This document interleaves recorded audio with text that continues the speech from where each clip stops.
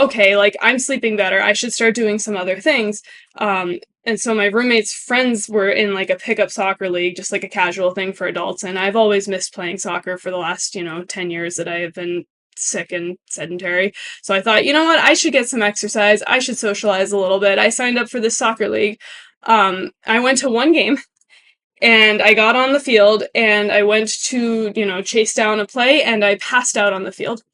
Which has never happened to me before. I've never fainted from exercise before, and it was like immediate.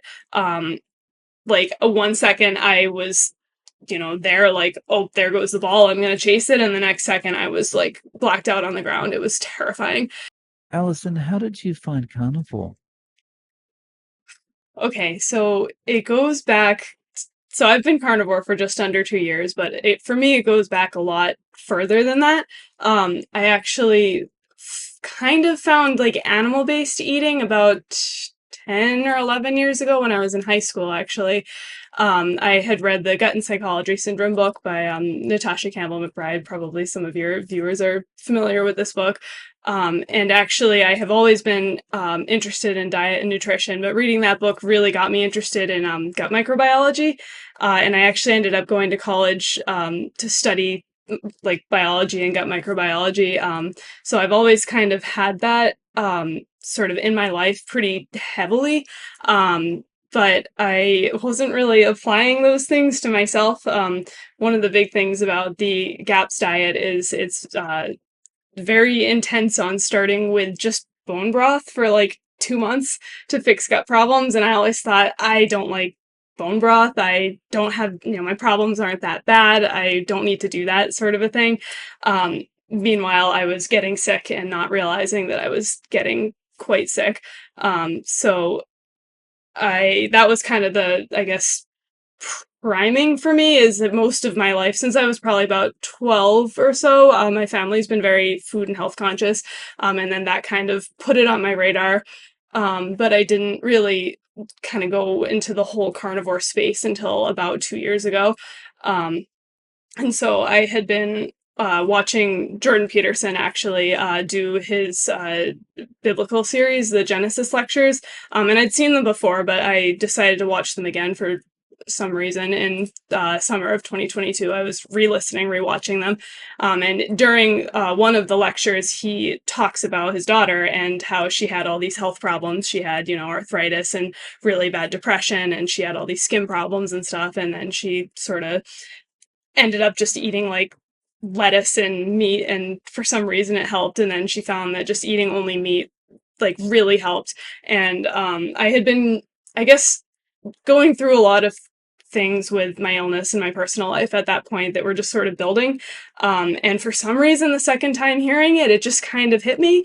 And I had this thought of like, like I am not feeling well. I have arthritis. I have, mental health problems, whatever. Like, and I've been suffering for a long time, and I'll get into that. Maybe it wouldn't kill me to just try it. And so I thought I'll try it for 30 days and I'll see what happens. And a miracle happened. So here I am. It's been almost 2 years.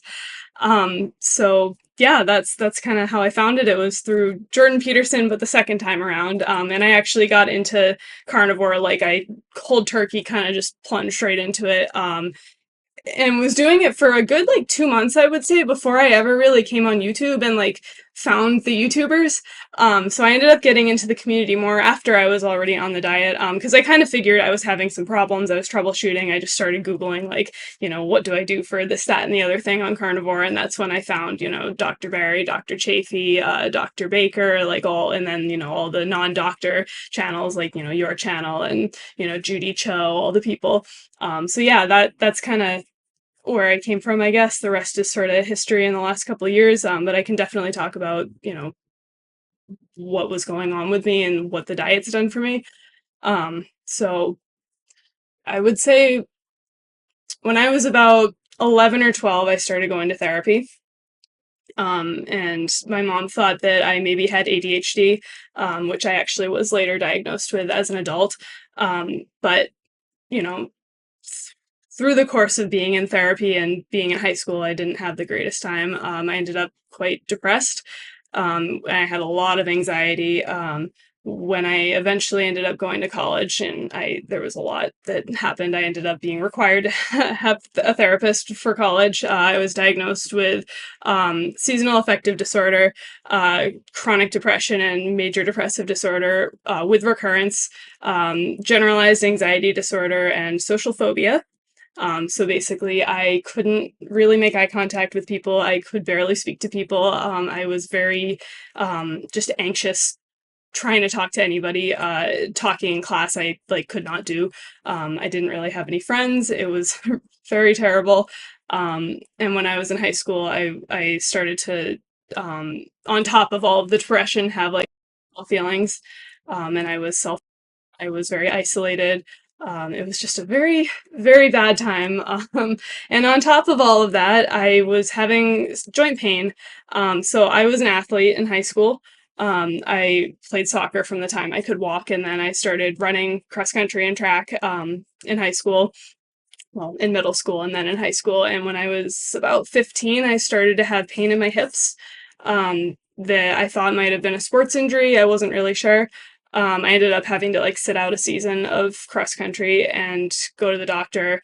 I had x-rays, I had MRIs. They were like, there's nothing wrong with you. I was diagnosed with tendonitis and given some drugs and sent to physical therapy that didn't do anything. Eventually the pain just kind of went away on its own, but then ever since then it would just sort of come and go constantly. And there were some days where I like couldn't sit comfortably, I couldn't stand comfortably, I couldn't walk, I couldn't go upstairs. I would have to just take painkillers to, function. And then I would also have intermittent arthritis, like in my hands, in my feet, in my ankles, in my wrists, just kind of coming and going, never like all at once, but it was just enough that it was like, okay, this is not right. Like, this shouldn't be happening to me when I'm 17 years old, sort of a thing. So all of that was happening, and the joint pain continued to happen for the next, I guess, 13 years. The depression, the anxiety. I had just, I would say when I got to college was kind of when things got really bad for me. I was, on my own eating food from the university and, sort of turned loose to eat whatever I wanted. And I didn't realize at the time, but I was pretty carb addicted. So my mother used to bake bread and she was very, very good at baking bread. So I ate a lot of bread, and I've kind of realized in the last like year or two that my joint pain actually started around the time my mom started getting really good at making bread. So I think it may have been gluten related. I haven't tested that. I haven't gotten allergy tested or anything. I just stopped eating bread, and that solved that. um, but I was really eating a lot of not good food my first couple of years of college, and I also had stopped exercising. I stopped playing soccer. I stopped running. So I was very sedentary, and just the depression got really bad. My anxiety got really bad. The joint pain was always there. And on top of that, I just started feeling extremely fatigued all the time. Really bad brain fog. Like, I couldn't think. I would forget things all the time. I had an agenda, but I would like forget to even check it. So I missed a lot of classes. I definitely missed a few exams. I ended up one semester having to like take the semester off for a medical leave because I was just so unwell. I just couldn't be in school. And then I had some things happen like that were not related to my health that were also a little bit traumatic at the time. So I just had a lot of stressors happening, and my body was just not handling it at all. Um, I got through college somehow. It was very difficult. It was interesting actually. My senior year, I took a grad class, and most of the class we were studying gut microbiology and psychological health and neurodevelopmental health, and it was like the most interesting class I ever took. And we studied like how your gut microbiome could affect having depression or even having autism or Parkinson's, stuff like that. And so, that was very much in line with these things I had learned when I was younger about how important diet and nutrition was to health. And this whole time, I was sort of studying that and kind of talking the talk, but not walking the walk myself. I was, probably deceiving myself about how healthy I was being. because, when I bought food, it was, I did eat a lot of animal products. I ate a lot of like chicken and eggs and dairy and stuff, but I also ate a lot of carbs, and I think I kind of pretended that the 80/20 rule that I was maybe following, but it probably wasn't really 80/20, was going to sort of protect me, and it didn't. Um, so then when I graduated college, I ended up working in a hospital in Boston, a very busy hospital, and I would be just on my feet 10 hours a day, constantly moving. Um, and I worked that job all through COVID, until they fired me because I wouldn't get vaccinated, but that's a different story. During that time, I was definitely not eating well. I was sleeping terribly. I worked in the second shift, so I would work from 1:30 p.m. till midnight. And then I would stay up and play video games all night because I was so stressed out from work that I needed some way to kind of relax. I couldn't just go home and go to sleep. So my sleep schedule was completely upside down. I was extremely stressed when I was at work all the time. I was not eating well at all. So I'd be eating a lot of sandwiches, and well, if I even fed myself, it was something that always had carbs in it. And I started to, this was, I think, probably I would say about 4 years ago, I started to just um, feel just very, like, even more unwell than I felt in college. I would get very shaky in between meals, like I was having like blood sugar problems. Um, like I have almost fainted before in the past from not eating. Like I couldn't make it more than probably like 6 hours without putting food in my mouth. I'd be dying. And I had noticed in probably about 3 years ago, I started feeling like I had to use the bathroom more often, which is a sign of prediabetes, along with the shakiness. And I'd had in 2020, I think I'd had my blood work done at the hospital just under the table because I worked in the lab. So we did that. My fasting blood sugar was 131. And I did not have any other testing done really, so I didn't connect that at the time. Like I didn't really think anything of it. I was like, oh, that seems a little bit high, but like I didn't have a doctor looking at it with me, so there was no commentary on it. It was just like, oh, that's a number. And I didn't really know anything about diabetes. It wasn't on my radar because I was never overweight or anything. I had always been athletic. So I just kind of, filed the paperwork somewhere and didn't really think about it. Didn't even, like, it wasn't even on my mind until I, came into the carnivore spaces and started learning about, what diabetes looked like. And I pulled that number and I was like, oh my God, that plus the symptoms that I had, I was definitely like on a road that I definitely didn't want to be on. That actually had nothing to do really with the diet. It was just something that I was like, this seems not normal. Like I'm getting sicker. What's going on here? Um, and so that all sort of, I guess, came to a head in 2022. I had, lost my job at the hospital, like I said, in late 2021, gotten a new job in 2022 that was a 9 to 5.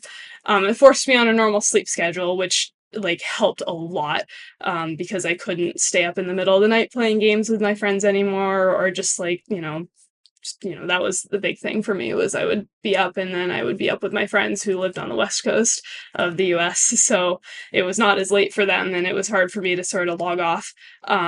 But not being able to stay up at night, I kind of stopped talking to all of those people, fell out of gaming, which is the best thing that's ever happened to me. And for anybody watching who's playing a lot of games right now, stop doing that. It's so bad for you. It's just not, it's not productive. But anyway, getting on the right sleep schedule just kind of changed something for me. It really motivated me to try to find other things I could do to, you know, get better, because like I said, I had been diagnosed with ADHD and the brain fog was getting, really bad. The fatigue was really bad. I had just all these problems. And then I thought, okay, like I'm sleeping better. I should start doing some other things. And so my roommate's friends were in like a pickup soccer league, just like a casual thing for adults. And I've always missed playing soccer for the last, 10 years that I have been sick and sedentary. So I thought, you know what, I should get some exercise. I should socialize a little bit. I signed up for this soccer league. I went to one game and I got on the field and I went to, chase down a play and I passed out on the field.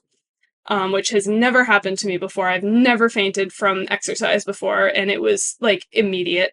Like a 1 second, I was there like, oh, there goes the ball, I'm gonna chase it, and the next second I was like blacked out on the ground. It was terrifying. So that was kind of my moment where I was like, this needs to stop right now. Like, I need to, like, obviously, whatever I have been doing has not been working for me. Like, something's got to give. And this happened coincident with when I was re-listening to Jordan Peterson's lecture series on Genesis. And it was maybe not even a week later that I got to the lecture where he was talking about Michaela, and it just, like, went off in my head. I was like, I need to try this. And so that was kind of like my moment, my sign, I guess. I just thought, I've been suffering, I've been in pain, I don't know what's going to happen to me in the next 5 or 6 years if I keep doing this. Like, I feel worse every month, something's got to give. So I thought 30 days in the face of 15 years that I've been feeling unwell, like, what do I have to lose? I can do 30 days. And I jumped not just into carnivore, but lion diet, like just cold turkey lion diet in September of 2022. And I never looked back because after 30 days, my depression and anxiety that I'd had since I was about 12 years old just went away. Like it was never there, and it has not come back. So, I think that's pretty amazing. So. That's awesome. I have a question about related to the anxiety and Sure. social phobia. How did that square with you playing a team sport like soccer? Um, it didn't bother me when I was on the field. The anxiety was more in like one-on-one interactions, I guess, or being like having a lot of attention on me, but not necessarily like not athletics really, more like my ability to communicate. Um, if that makes sense.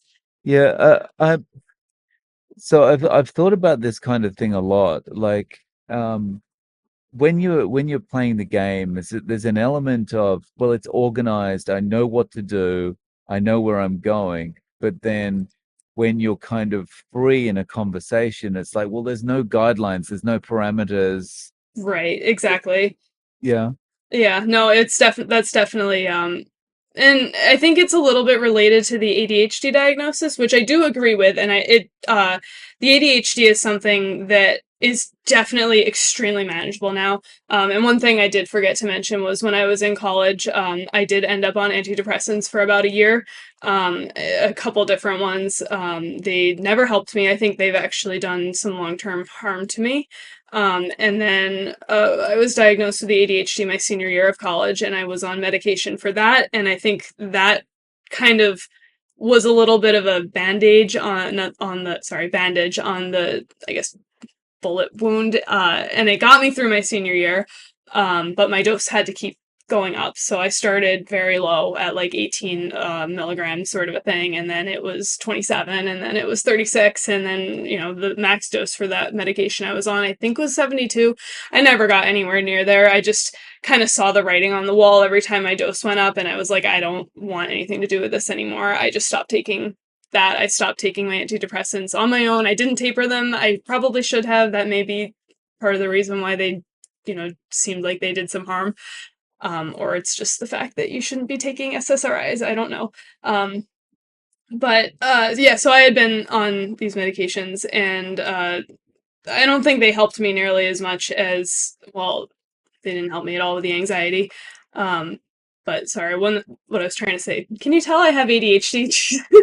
About the ADHD, one symptom of ADHD that's common, especially in girls, is called rejection sensitivity dysphoria, which is basically being very, very sensitive to real or perceived social rejection. And it's usually pretty specific to people you care about. So, like, somebody on the internet hating me wouldn't bother me, but like if my mother was disappointed in me, that would be like like disordinately distressing for me.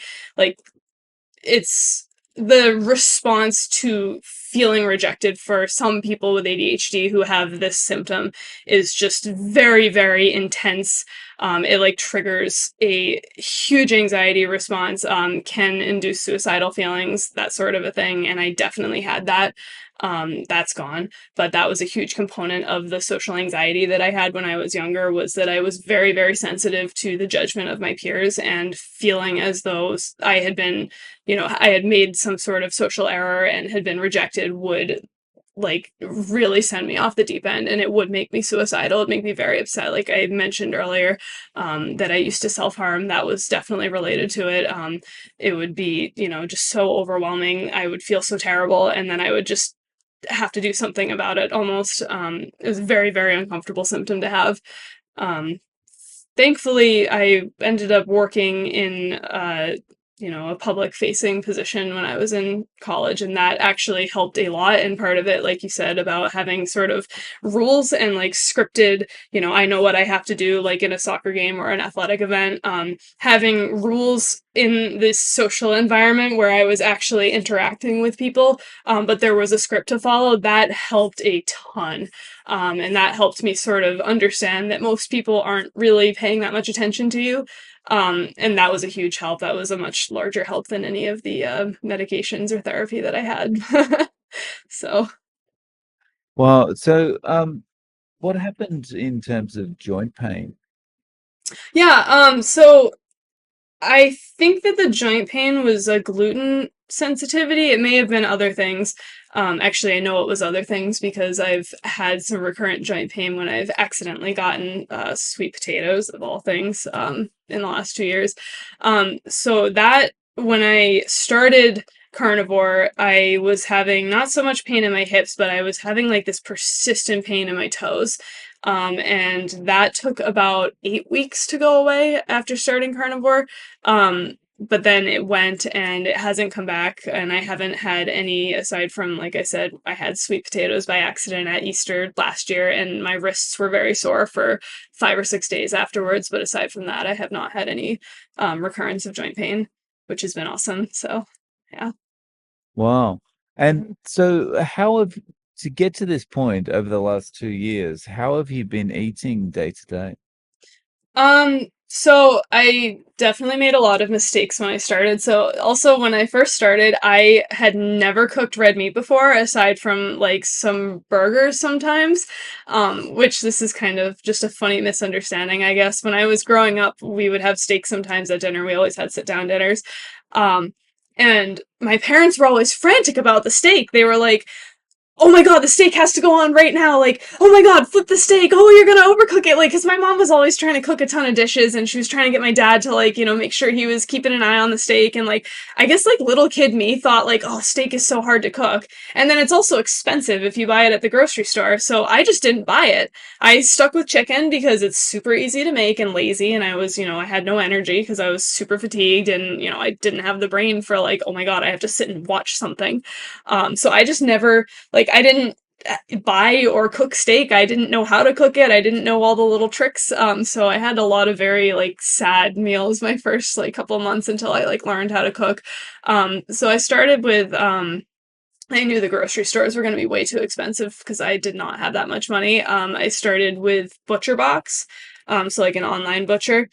And after, I thought I'll just do that for like 2 months while I'm on the diet, or 1 month, because I thought I was only going to do 30 days. And then after it became apparent to me that I was going to stay on the diet, I ended up buying in bulk from a local farm. So I got some freezers, and I paid a lot of money to get a half cow, and it ended up being much cheaper overall. So I think Butcher Box comes out to like $11 a pound ish. For the beef, and right now I'm paying about $6.50 a pound for my beef, which is quite a bit cheaper. So it's a lot of ground beef, a lot of, less exciting cuts. Like there's not that many ribs on a cow, so I only get a couple ribeyes. So like day to day, right now I eat about 2 pounds of meat a day on average, 1.5 to 2, depending on my mood, my hunger, if I've been exercising a lot that week or not. And I also only eat once a day, so I'll have like one big meal. Um, so yeah, lots of ground beef. That's how I eat mostly. And what does your mum think of this? Who's, she's into baking the bread and all that kind of thing. So what Oh, do you think? so she actually hasn't baked bread in a while. So my mother actually, she was overweight, quite a bit my whole life. Of course, I never really thought much of it, but she had a lot of stomach problems, a lot of joint pain problems herself. Didn't really have much stamina, didn't really like, she couldn't come and do things with us when we were little and we were running around and stuff because she was overweight. And probably about maybe like 8 years ago now. I'm not good with a lot of the last 10 years have been kind of mush for me because my brain was not very good. But sometime in the last, like, I would say 8 years or so, my mom got really into keto and fasting actually. And so she stopped baking bread. She kind of like stopped with a lot of the sugar and stuff. And she actually lost 80 pounds. And with keto and fasting, not carnivore. And she was able to start hiking. And then she actually started running. So my mom and I actually go on runs together now, which is amazing because she couldn't do those things when I was younger. And, I'm running now too. I started running again last year, uh, which has been a really, really good thing for me. But yeah, so my mom, um, she was very hesitant about it when I first started. She thought, okay, like it's just an elimination diet, you'll do it for 30 days or whatever. And, when are you going to reintroduce? Because I had gone full lion diet. She's like, well, what are you going to reintroduce first? Like eggs, dairy, whatever. And I would talk about it. And then when the 30 days kind of came, I was like, I don't think I'm healed all the way. Like, I think maybe I should do 60 or even 90 days. And she was like, okay, but like, at some point you should reintroduce stuff. And a lot of it was it was a little weird. I was the only one in the family who couldn't eat things suddenly. Like, and my family is very close. So we would, we gather for family dinners and holidays and stuff a lot. Um, and we go out to restaurants and stuff. And, it is a little bit weird to be the only one. But over time, she definitely saw how powerful carnivore was for me, and she sort of stopped asking about, when are you going to reintroduce stuff? Like, oh, maybe it's not so good to, only eat meat because you won't be able to eat vegetables or some whatever, again. And I was just like, no, I need to do this. Like, you know, if this isn't right for me sometime down the line, I'll change my diet. I still stand by that. Carnivore has definitely still been right for me. But in January of 2023, my parents both did World Carnivore Month, so they went carnivore for a month. Because my mom's always been my dad is also, he kind of goes along with what my mom does, so they've both been in the keto space. So they both tried carnivore for a month. They didn't stay with it. But they both ended up much more animal based after. And then this year in 2024, they did World Carnivore Month again. And this time, my mom actually has stayed on it. And my dad has not, but he's still, again, very animal based. So my mother is about 95% carnivore. She still likes to drink a little bit and she'll, go out, and when she's, out with a holiday or at a restaurant or something, she might eat something not carnivore, but when she's at home, it's like 100% carnivore. And she did lion diet for a little while too. And she found that it was, if she felt really good, but she wanted a little bit more variety. So she's not on lion diet, but she's carnivore now. So yeah, so that's how That's that turned awesome. out. Yeah. That's awesome. Yeah. Um, so I mean, you've improved or corrected a lot of issues. Yep. A lot of issues, whether that's mental health, joint pain. Um, is there any reason that you would go back to a regular way of eating? Oh, no. No. So, I think I definitely still have some things. I have a little bit of gut issues that I'm not fully happy with. I still have some skin issues that are going on that I'm working on right now. I cut out salt actually about 2 months ago, trying to see if that would change anything. So I'm not completely zero salt because I run, like I said, and I can't go that without electrolytes. Otherwise, I'll, keel over. But it's definitely helped a lot. My digestion has gotten better since cutting out the salt, which seems a little weird to me. So I feel like there's still some stuff going on. So I'm actually doing some extended fasting. I'm going to be trying a few long fasts, like, 4 or 5 days longer this summer. So right now I'm just at the beginning of a 5 day fast. Like I just started last night, so I can't really say anything about it yet because I still have 4 more days to go. But I've kind of dabbled. Like I said, I only eat once a day anyway. So I do 48-hour fasts pretty regularly. I try to do a 72-hour fast once a month or so. I've never really gone beyond that, but I think that I definitely need to, because I still have some issues. But last summer, I accidentally got a pretty big dose of sugar. I'd gone out to barbecue with my friends and had some pulled pork that was so sweet I couldn't taste the meat. It just tasted like sugar, and I ate it, and I kind of knew as I was eating it that I shouldn't have, but I sort of justified it in my head a little bit, like, I'm just very sensitive to sugar because I don't eat it anymore. Maybe there's not that much sugar in it, and I'm just super sensitive. That was not the case. There was a lot of sugar in it, and the next day I woke up, my brain was complete junk. I like the moment I opened my eyes, I was like hit with just like this sucking feeling of despair. I didn't even make it out of bed. I started crying, and I didn't know why because there was nothing wrong. I was just all of a sudden miserable. And throughout the day, I was having a really hard time concentrating. I had just the full force brain fog. People were talking to me, and I wasn't registering what they were saying. And at work, I had just started a new job as well, and so it was very uncomfortable. And at work, I had to like go in the bathroom and like cry for a little bit. And I cried on the way home from work. And like I sat on my bed when I got home and I like cried. And I was just like talking to myself, like, what the heck is wrong with you? Like, nothing's wrong. Life is good. Like, you haven't been sad in like almost a year. What's happening? And then it kind of hit me like, oh my god, like that pulled pork you had yesterday had so much sugar in it. It can't be a coincidence because I was so depressed that day, and very anxious and just very stressed, and I couldn't think. I kind of tried to take it easy for the rest of the day. I went to bed. I woke up the next day. I was completely fine. And so that was the last time I had sugar. So I think, you asked if I would ever go back to a regular diet. I think no. Yeah, if ever there was a reason to not go back, I mean, that's a good reminder. Well, and it was just very shocking to me because like I hadn't felt like that in almost a year, and I don't know if it was intensified by the fact that I had not felt that way in a long time or if that was actually how I felt every day, but it like scared me. It was very frightening, and I'm not interested in feeling that way again. So, yeah. Wow. So, if a friend comes to you and says, "Look, you're doing well on carnivore. I want to give it a try." What advice would you give to them? Oh, so I've actually turned a couple of my friends into carnivores. My best friend has been carnivore just a little bit less than me. When he started in 2023 for World Carnivore Month, he never stopped, lost like 100 and something pounds, feels great. He didn't take much convincing. Most of the people who come to me and ask about it, they are people who have health problems. And I talk about my diet pretty openly to anybody who would ask about it because I mean, I feel pretty comfortable with sort of the facts of like, here's the information, here's, why it's not dangerous, sort of a thing.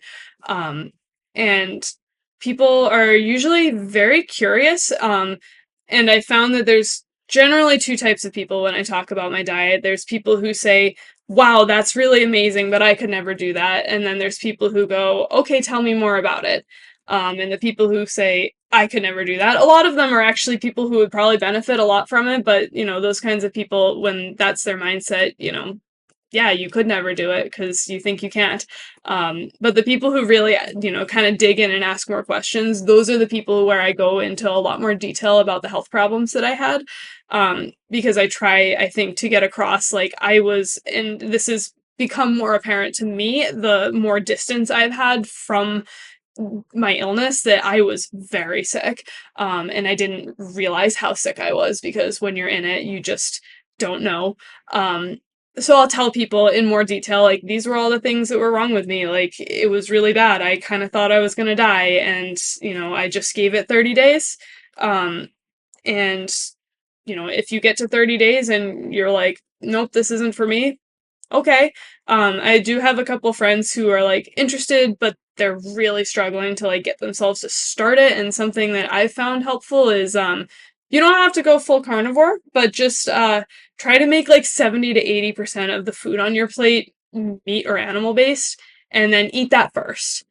And then you can have whatever you want. Like, if you're not ready to give up your processed food, I mean, you definitely should. But if you can't, then like let that be 5% of your plate, but don't eat that until you've eaten your meat. And I've found that a lot of people, especially people who aren't carnivores, they can't eat anywhere near as much as I can eat. So they'll try to eat some meat, and that'll fill them. And then they don't want to eat the rest. And I have had a couple people who have kind of transitioned more animal based using that approach of just like eat the animal food first, and then kind of, if you still want your fruit salad or your salad or whatever, then you can have that part. And those people aren't carnivores, but they're definitely healthier now than they were, which is still a win, I think. So Nice. So, do you have any social media or any YouTube or anything like that, Allison?